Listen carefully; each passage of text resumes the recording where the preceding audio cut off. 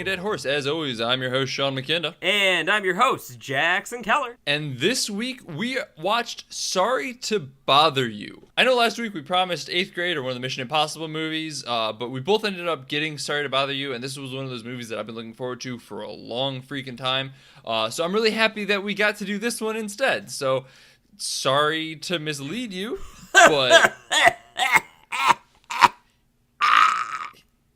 here we are. We did Sorry to Bother You instead. And sorry to make that noise. The rural theater where I live saw fit to deliver this movie to me instead of 8th Grade. And that's fine because I love this movie a whole lot. I didn't see the trailer.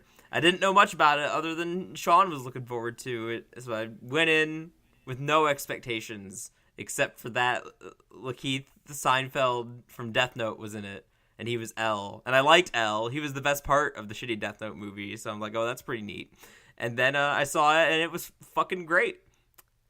Also, his name is Lakeith Stanfield, as I discovered. And apparently I'm dyslexic and not Steinfeld or Steinfeld. Mm-hmm. Yeah, that was a very fun couple minutes there. But yeah, no, we're coming back to... we were talking about this a little bit before we started recording, that we keep coming back to Death Note and Annihilation because Tessa Thompson's also in this movie and she was also in Annihilation. So we're basically just calling this the year of Death Note and Annihilation. So the cornerstones of Beating a Dead Horse, the foundation of this podcast, of our Church of Death. I mean, it kind of is, too, because they are both very focused on, like, death, and also one of them is a terrible movie, and the other one's a science fiction movie, which are, like, at least my fucking bread and butter, so... I'm not gonna lie, I'm all about it. They are my cornerstones in a lot of ways. So we're you know, when we're talking about Annihilation and Death Note, we're really operating in Sean's wheelhouse. We can't really say that about Sorry to Bother You. It's not really in either of our wheelhouses, because this movie, you know, let's not beat around the bush. We're very white. Very white. We are very, very white.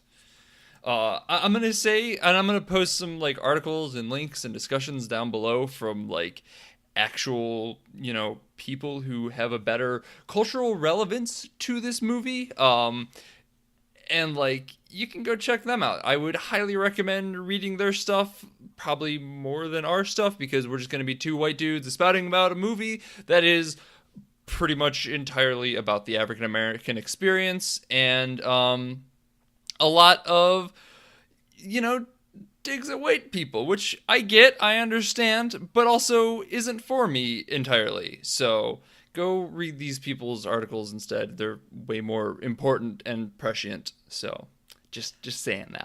Thanks for listening to our podcast. Like us on the Face Twitter and subscribe on That Was Us. That's all. No, we're gonna say more anyway, because I mean, I don't know why. Because we're here. We like this movie a lot, and we want to talk about it anyway. I really like this fucking movie. This movie was, I would be very surprised if I saw another movie that I enjoyed more this year than this one, because it was very much, aligned with my tastes, in that it was funny, it was goofy, it was about serious subject matter despite that. So, like, broad level, like, surface level kind of dumb, but about important things. And as we've established, you know, I bring up Metal Gear Solid, like, every week. And so it's not exactly like that, of course. But tonally, I think there's maybe a connection to be made. And then also, it's about as subtle as a sledgehammer, but it's got its themes. And this is both a compliment and a frustration, because I think the movie has its messages, has its themes, has its point of view, and it elaborates on them so clearly and so effectively that if you're at all, like, media and or politically literate, like, you're gonna get it.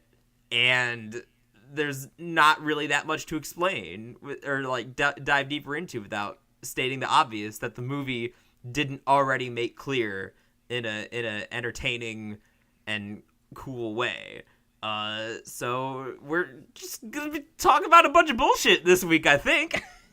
Yeah, this is going to be one of our more freeform episodes, kind of like discussing some of the implications that we see upon ourselves and whatnot. But the movie is very clear and will be... It's one of those where it's going to explain its themes far better than we will. So, you should definitely go watch it because we need more of these fucking movies. Like, this was incredible, and make more, yes please.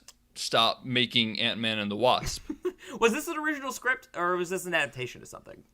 I don't actually know. I wouldn't be surprised if it was an original script, but I'm not sure. I should have just done my research on this. But any original non-adaptation screenplays, those I feel like those movies just turn out better a lot of the time. And if that's the case here, then I'm gonna cherry pick that for arguments in the future. So, just planning ahead a little bit. You got to make your arguments now. So like later, when we're like, well, fucking movies. You're like, well, this movie, and there you go. You've won your argument. Congratulations, nice work. Truly, I'm a master of debating.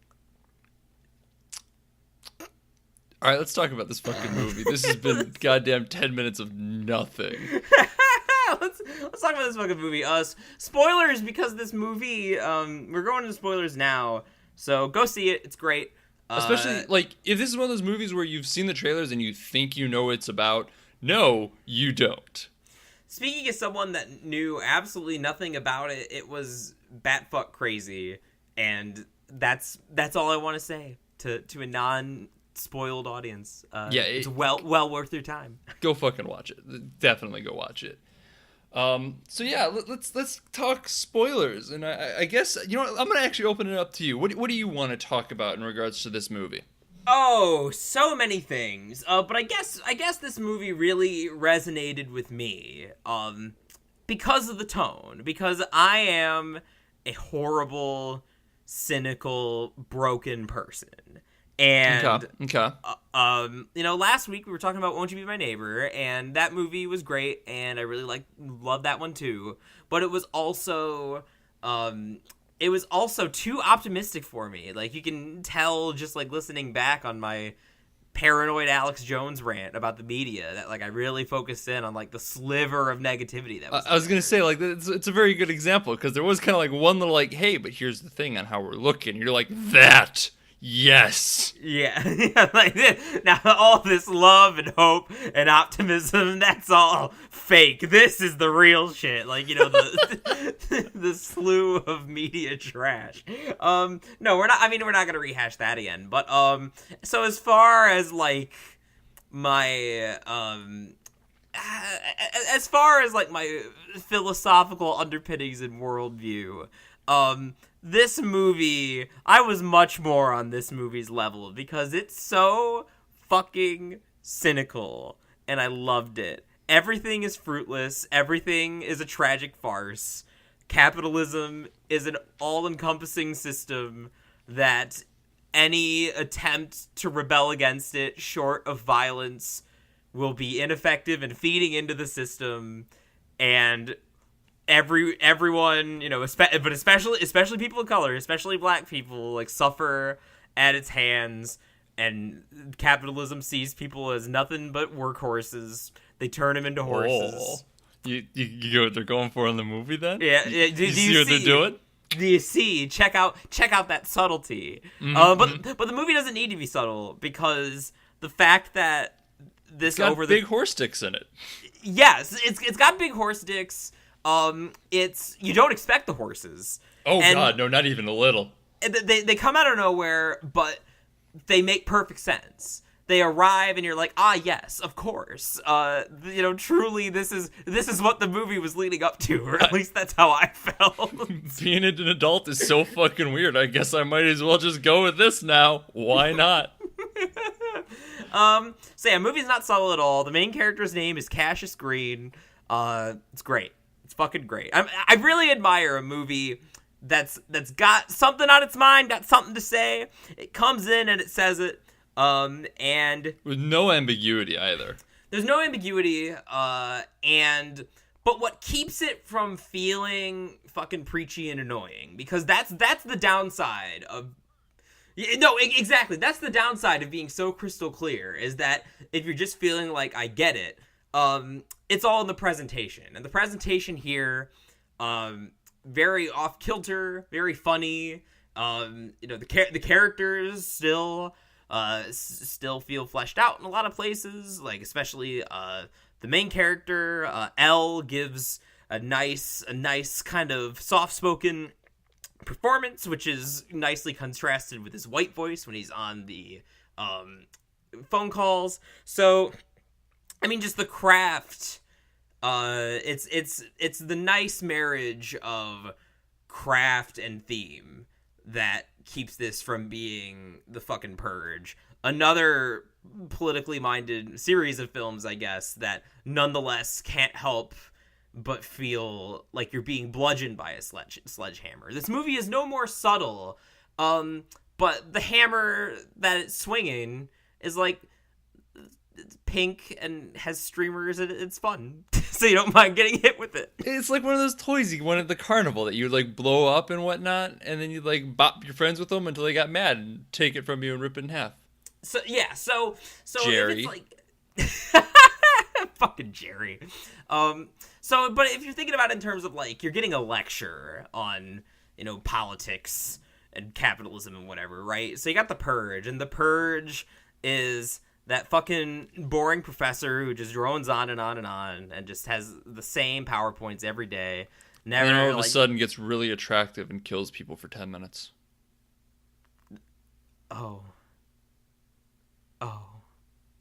Well, but on the other hand, sorry to bother you. You got a professor with some personality, some panache. Everyone's got a crush on them because they're so charismatic and they have good discussions, and that's my fucking college comparison. This is the hot content you come to Beating a Dead Horse for. I mean, obviously. But I mean, you're not wrong, though, is the thing. Like, what you're saying is absolutely right. They both go for the very much open-handed, here's our themes, you can't really dispute or argue with them approach. But Sorry to Bother You just works so much better because it's way more aware of what it is. It plays in the space that it has created. It brings out the giant horse dongs, and you're like, oh, okay, sure. But it fits in. It knows what it's doing. It knows what it wants to be and is not pretending to be something else. The Purge is trying to do three things that don't integrate well with each other ever, and so just kind of feel all forced and stuck to each other. Like you had three pieces of a triangle that clearly go together one way, but like you flip all the pieces the wrong way and then you just staple them together and you have this weird jagged thing. So, I mean, that's my version of the analogy. The hot content that you come to Beating a Dead Horse for. Hashtag great stream content. But that's just like the generalities as far as tone, which I think is something this movie does very well. I very much appreciate a movie that can juggle tones and be stupid and smart and incisive. And I think that as far as... we are a death podcast, so I feel like we should mention, aside from... the death of capitalism. See, but that's the thing, is that the movie...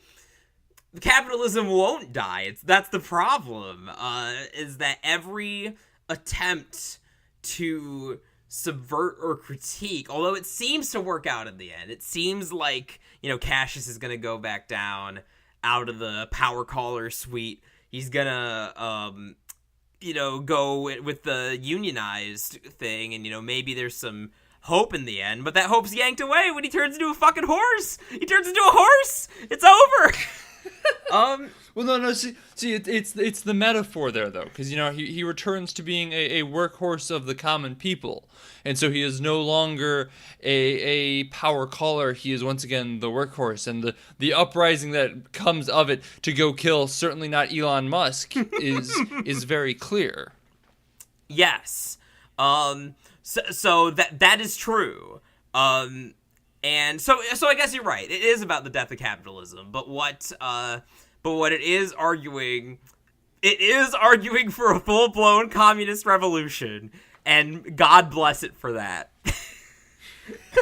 Because that's sort of the problem with a lot of movies about oppressive systems. Oh boy, I'm gonna reveal just what a fucking cynical bastard I am. But the problem is that movies are chicken shit. They want to have all these like hope spots about how everything is gonna be okay. But this is the Trump era. Donald Trump is our leader. Nothing is gonna change without violent revolution. Good God. I'm being overly dramatic for the purposes of theater. I would like to make that clear. But what in on a more serious note, the fact that the movie sort of looks at these different avenues where like a less dark, less cynical movie would maybe have like some hope spots, like Cassius goes back and he's gonna join the union, and that's all gonna be good. Or my favorite scene, because it just pushed all my buttons the right way, is the movie takes a big fat old shit on the concept of art as resistance, and basically argues that it's just exactly the same as what Cassius is doing. Even if you're making art trying to expose the evils of capitalism and all of the evils of this white supremacist racist society, you still Detroit still has to put on her white voice. She still has to sell the art to the rich people, and it's still... I swear to God, I thought you were about to say Detroit still has to become human. But she has to discard her humanity, and that's the problem. David Cage, more incisive than we thought? Question mark? I'm gonna go with no. Absolutely. Continue. Fucking not.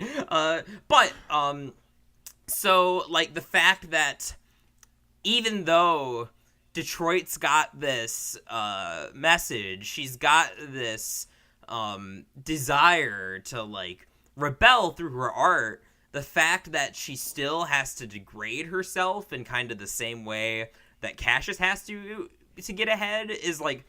I mean, there are even, I'm just going to jump out here really quick, very much mirror shots with her getting things thrown at her as he's getting thrown at for being a scab crossing the picket line. Like, there's even the correlation of the blood and the blunt objects. It's a very much a match shot. Yeah. And, so, it's, but, normally, like, in a movie with more, with a more optimistic outlook, or trying to, find some hope in the cogs of the capitalist oppressive machinery, like, those are usually the outlets, like, times are dark, but I got my friends, and I'm gonna be a part of the fight. Or I'm gonna express myself through my art, and that's gonna make a difference. But Sorry to Bother You is basically saying, no, you fool, that's not gonna make a fucking difference. The only thing that's gonna make a difference is barging into not Elon Musk's house with your mighty horse hooves and beating the shit out of him.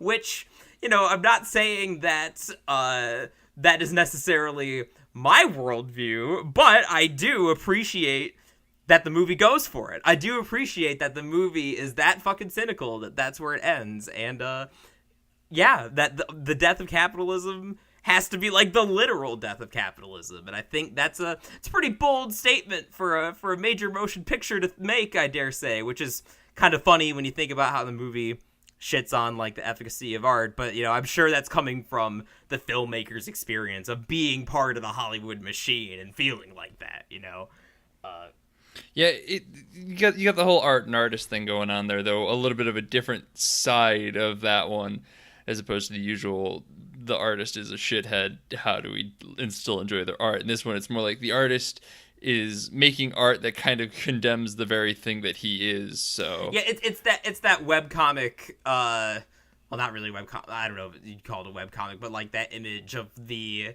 like peasants with the hay working out in the field saying like we should improve society somewhat, and then there's like that shit bird like popping out of the well saying yet you participate in society, curious. That one, that's basically what this movie is, except this movie is also like, but wait, like he's not wrong, like you can't improve society from within society because it's all part of that same fucking orchestrated network of bad. Just bad. Just bad. All kinds of bad, really. You got your racism, you got sexism, homophobia, classism, ableism. There's so many ways that capitalism can trod people underfoot. And then it just beats the shit out of you. Because you know what? That's a great game show. You know, I do. I really got a soft spot for the old RoboCop, like over the top game show to show the degradation of society. Like I gotta admit, I got a soft spot for that trope. So I think I was looking way too hard at that. Like I feel like part of my problem with I really enjoyed this movie, but I think I would have enjoyed it more had I taken a step back, because I was really looking way too hard at everything. Like I wasn't prepared for the themes to just be so readily like, hey, here I am, I'm holding out my apple theme to you, just come and pluck it from my branches. I don't know why that tree was sultry, but you know what, whatever, we're gonna be in that space. So I think like I spent a lot of time looking for more than there really was, and that's once again not a mash on the movie. The movie is fantastic. It was more of a mash on me because I'm like, I'm gonna sound smart, and on my podcast where I talk about things like this, I'm gonna be like, well, I noticed this, and it symbolizes this and this, and instead it's like, nah, fam, it's just fucking. It's bad. Capitalism sucks. There's nothing more to it than that. All right, cool. I guess I just try to figure out why Let's Beat the Shit Out of You, or whatever the fuck that show is called, existed, and not just as a symbolism of the degradation of society. I was looking for, like, thematic resonance in it. See, but, I do like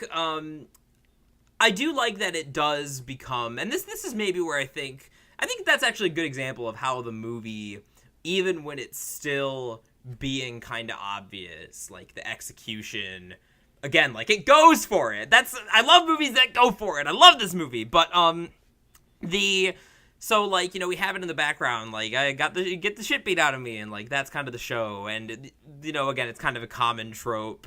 RoboCop, the Lego Movie, even Idiocracy, they all got these game shows to show how like dumb and terrible society is, or whatever, to like comment on the media, and usually that sort of thing just kind of hangs out in the background. But the fact that it comes back around and Cassius has to go on there, or goes on there to try and like reveal the truth, and still has to endure this fucking humiliation, this beating, and getting covered in literal shit. Again, not exactly subtle.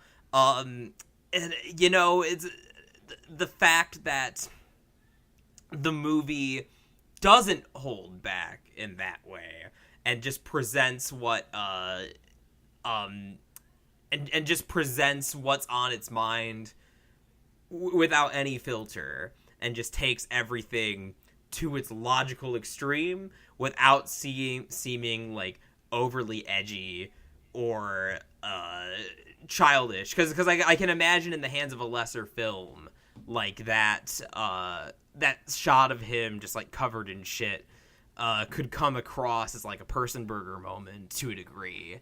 And for me, it works in this movie just because we have seen some of like the smaller kind of microaggression-y things that Cassius has to deal with and the rest of the characters have to deal with.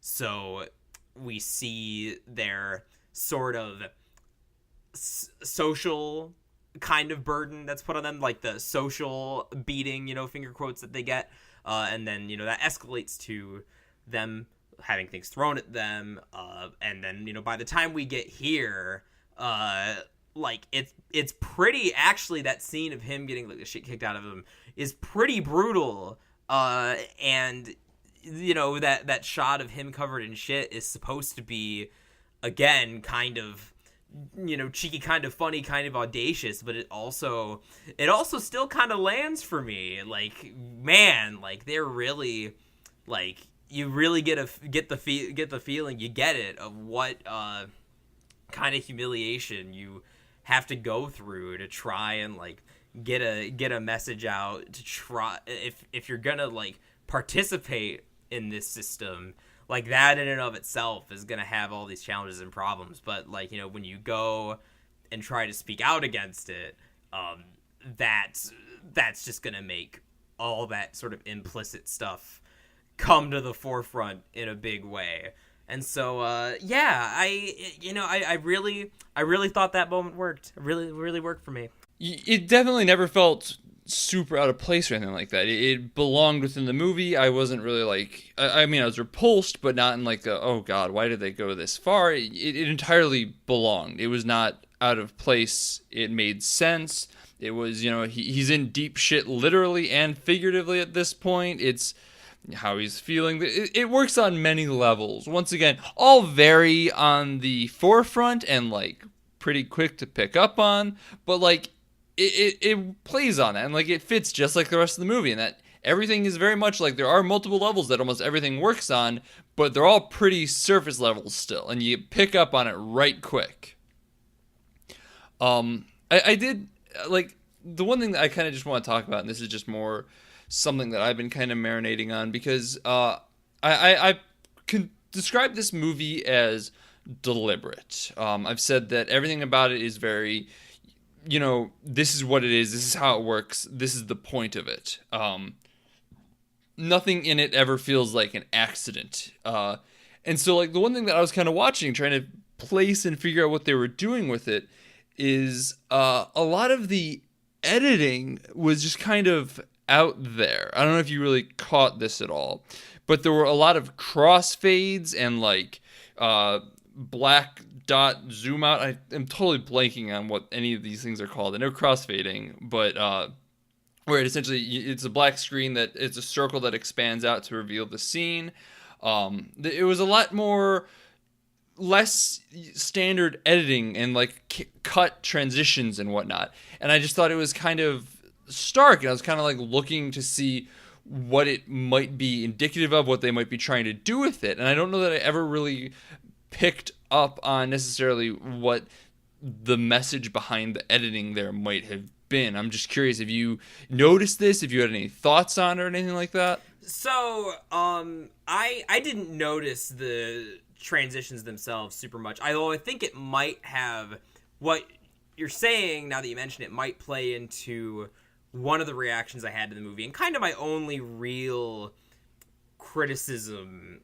It's less about, I guess, like the actual transitions that you're talking about, and just more about the pacing.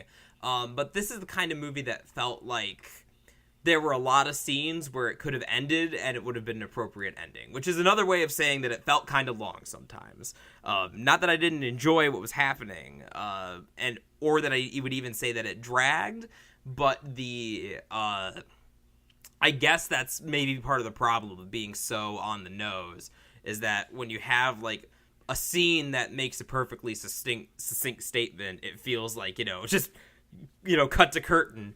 But as far as how maybe the editing, I could see the editing maybe playing into that feeling, even if I didn't consciously notice it. As far as like why they would make that choice, my only guess is to kind of help with that tone, or that atmosphere of artificiality, using a less naturalistic, conventional, modern editing style to kind of, again, either consciously or subconsciously, like, put the audience off kilter a little bit. My best guess is a atmosphere thing. So So here's just kind of some things that I was kind of thinking about, and I think I just kind of placed a little bit as you were talking.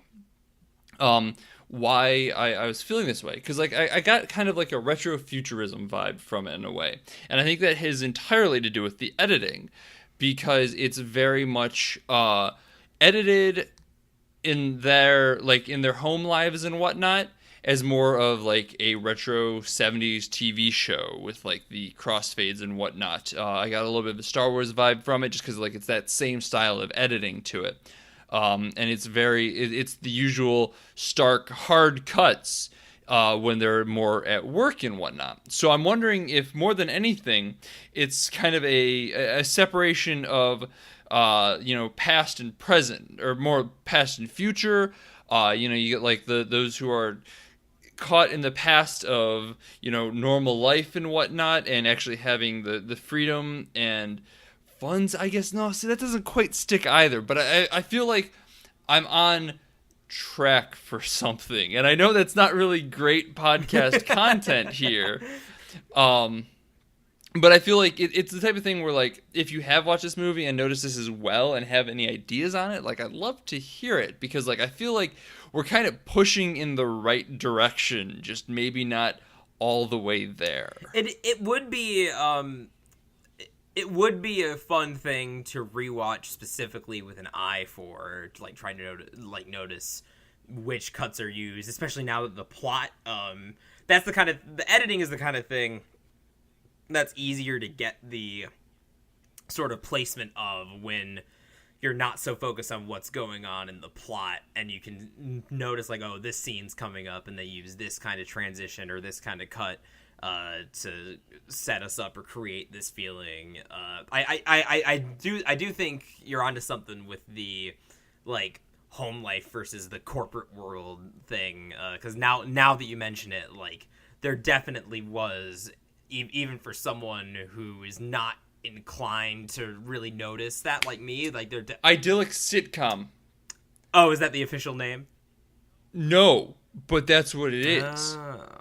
That kind of crossfade, you get the idyllic sitcom of home life, the idea of what you're looking for, like the American dream, and then it cuts to the hard corporate world where everything is cut and dry. Yeah. So, like, that's kind of what I'm getting. Like, I feel like that's a better way of putting what I was trying to get at.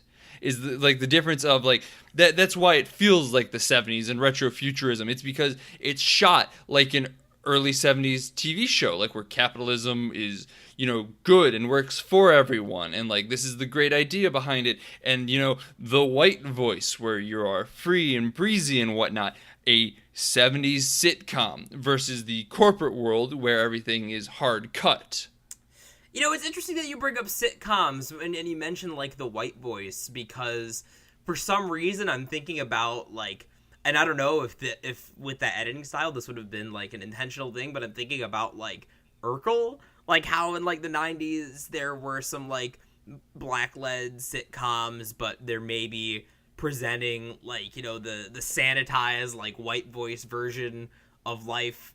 That might be something, because when I think about their white voices, they're kind of silly, over the topness. They do feel very sitcom-y in that way, like, not just as a construction, but in the tone and the cadence and, like, how they talk when they're talking in the white voice.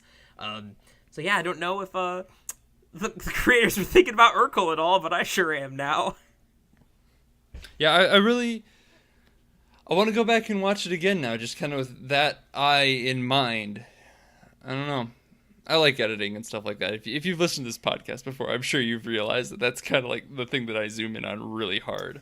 So Sean talks about editing. Jackson talks about Metal Gear and Goku. That's beating a dead horse. Bazinga!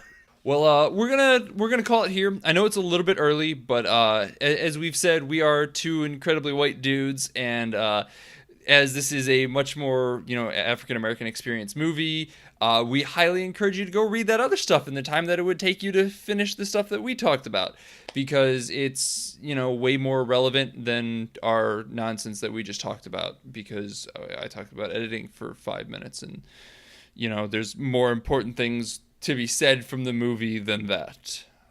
So I've been Sean McKinda. You can find me on Twitter at Sean_McKinda.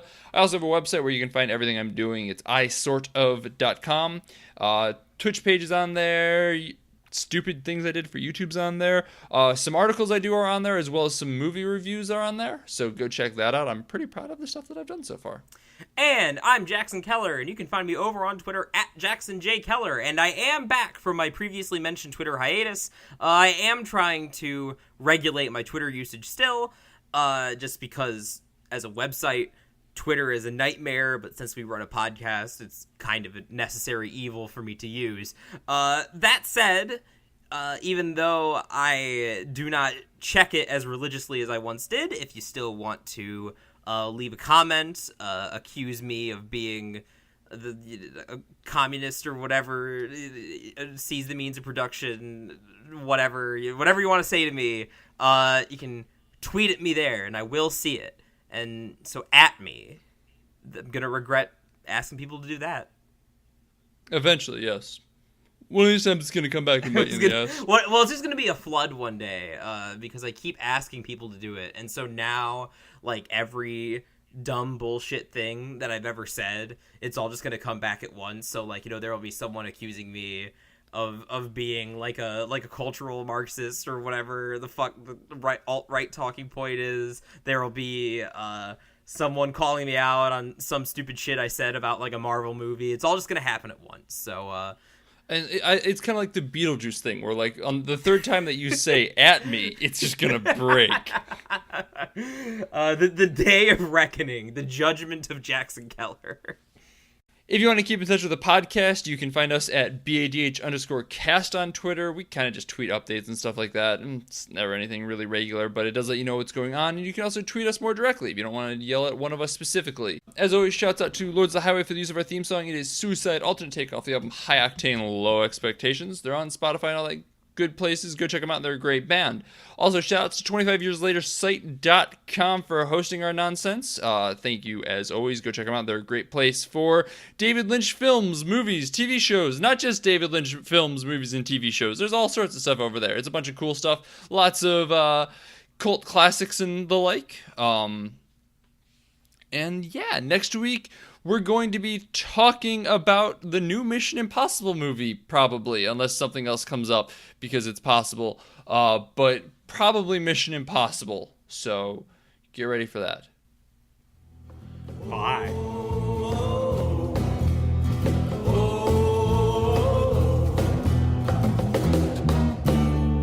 Don't you go into the ground. Don't you go